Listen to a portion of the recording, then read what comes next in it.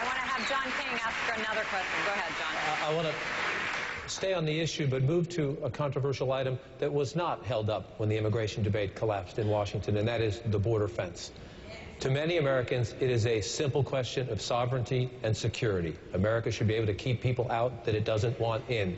But as you know, in this state, especially if you go to the south of here along the border, and in other border states, to many people, it's a much more personal question. It could be a question of their livelihood. It could be a question of cross-border trade. It might be an issue to a rancher of property rights. It might be a simple question of whether someone can take a walk or a short drive to see their family members. Senator, back in 2006, you voted for the construction of that fence. As you know, progress has been slow. As President of the United States, would you commit tonight that you will finish the fence and speed up the construction, or do you think it's time for a President of the United States to raise his or her hand and say, you know what, wait a minute, let's think about this again. Do we really want to do this?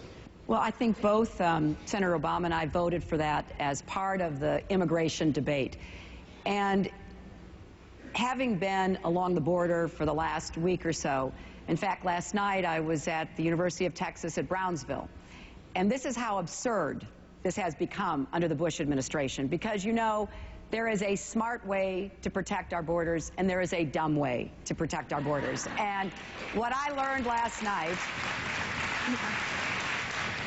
when I was there with Congressman Ortiz is that the University of Texas at Brownsville would have part of its campus cut off. This is the kind of absurdity that we're getting from this administration. I know it because I've been fighting with them about the northern border. Their imposition of passports and other kinds of burdens are separating people from families, interfering with business and commerce, the movement of goods and people. So what I've said is that I would say, wait a minute, we need to review this. There may be places where a physical barrier is appropriate. I think when both of us voted for this, we were voting for the possibility that where it was appropriate and made sense, it would be considered. But as with so much, the Bush administration has gone off the deep end. And they are, unfortunately, coming up with a plan that I think is counterproductive.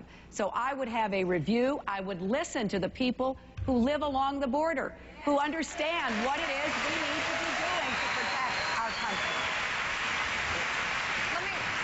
Let me go on, and again, sorry, John.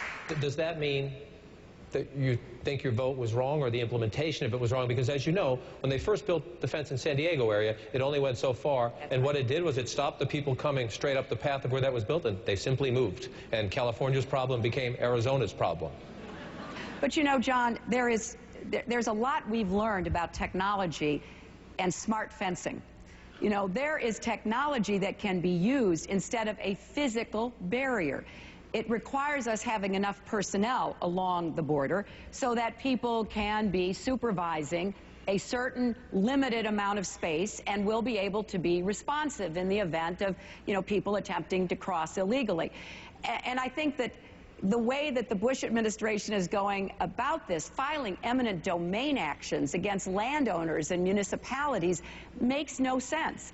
So what I have said is, yes, there are places when, after a careful review, again, listening to the people who live along the border, there may be limited places where it would work. But let's deploy more technology and personnel instead of the physical barrier. I frankly think that will work better, and it will give us an opportunity to secure our borders without interfering with family relations, business relations, recreation, and so much else that makes living along the border, you know, wonderful. And the people who live there need to have a president who understands it, will listen to them, and be responsible. All right, Senator Clinton.